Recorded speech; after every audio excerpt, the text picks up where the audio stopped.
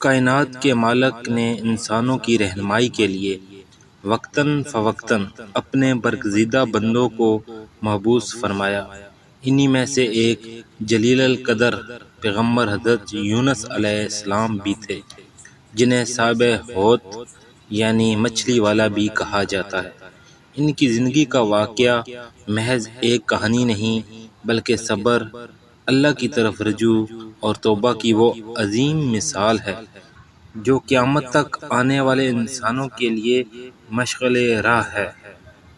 حضرت یونس علیہ السلام کو نینوا کے علاقے کی طرف بھیجا گیا، جہاں 1,00,000 سے زیادہ لوگ آباد تھے۔ آپ نے دن رات انہیں اللہ کی وحدانیت کی دعوت دی، لیکن وہ لوگ اپنی سرکشی اور بت پرستی پر اڑے رہے۔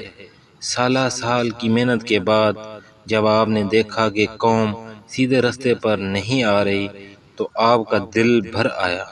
آپ نے اپنی قوم کو اللہ کے عذاب سے ڈرایا اور اللہ کے حتمی حکم کا انتظار کیے بغیر وہاں سے ہجرت کا ارادہ کر لیا۔ یہاں ہمیں یہ سبق ملتا ہے کہ ایک مبلغ کے لیے صبر کتنا ضروری ہے، کیونکہ اللہ کے کاموں میں حکمت اور وقت مقرر ہوتا ہے۔ آپ بستی چھوڑ کر سمندر کے کنارے پہنچے اور ایک مسافروں سے بڑی کشتی میں سوار ہو گئے۔ جب کشتی بیچ سمندر میں پہنچی تو اچانک موسم نے کروٹ لی، تیز لہریں اٹھنے لگیں اور کشتی ڈوبنے کے قریب ہو گئی۔ کشتی والوں کا خیال تھا کہ جہاز پر کوئی ایسا شخص سوار ہے جو اپنے رب سے بھاگا ہوا ہے۔ انہوں نے فیصلہ کیا کہ بوجھ کم کرنے کے لیے کسی ایک کو سمندر میں پھینکنا ہوگا۔ جب قرعہ ڈالا گیا تو حضرت یونس علیہ السلام کا نام نکلا۔ 3 بار قرعہ اندازی ہوئی اور ہر بار آپ ہی کا نام آیا۔ آپ سمجھ گئے کہ یہ میرے رب کی طرف سے امتحان ہے۔ جیسے ہی حضرت یونس علیہ السلام نے سمندر میں چھلانگ لگائی، اللہ کے حکم سے ایک عظیم مچھلی نے آپ کو نگل لیا۔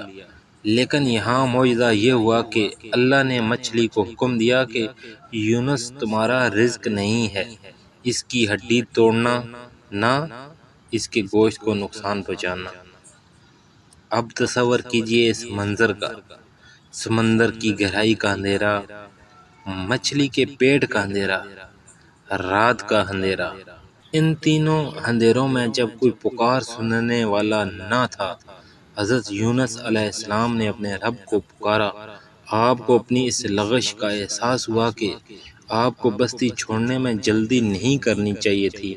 آپ نے مچھلی کے پیٹ میں وہ تسبیح پڑھی جو آج بھی ہر پریشان حال کے لیے اکسیر ہے: لا الہ الا انت سبحانک انی کنت من الظالمین، یعنی تیرے سوا کوئی معبود نہیں، تو پاک ہے، بے شک میں ہی زیادتی کرنے والوں میں سے تھا۔ مچھلی کے پیٹ میں مچھلیاں اور سمندری مخلوق بھی اللہ کی تسبیح کر رہی تھی۔ جب اللہ نے اپنے نبی کی سچی توبہ اور عاجزی دیکھی تو مچھلی کو حکم دیا کہ وہ یونس علیہ السلام کو ساحل پر اگل دے۔ آپ جب باہر آئے تو بہت ہی کمزور تھے۔ اللہ نے اپنی رحمت سے وہاں کدو کی بیل اگا دی، جس کے پتوں نے آپ کو سایہ دیا اور آپ کی نکاہت دور ہوئی۔ دوسری طرف جس قوم کو آپ چھوڑ کر آئے تھے، انہوں نے عذاب کے آثار دیکھ کر سچے دل سے توبہ کر لی۔ تاریخ میں یہ واحد قوم ہے جس پر عذاب کے آثار ظاہر ہوئے اور ان کی توبہ کی وجہ سے عذاب ٹل گیا۔ حضرت یونس علیہ السلام کا یہ واقعہ ہمیں سکھاتا ہے کہ مایوسی کفر ہے، چاہے حالات کتنے ہی تاریک کیوں نہ ہوں۔ اللہ کی پکڑ سے بچنے کا واحد راستہ اللہ کی طرف رجوع کرنا ہے۔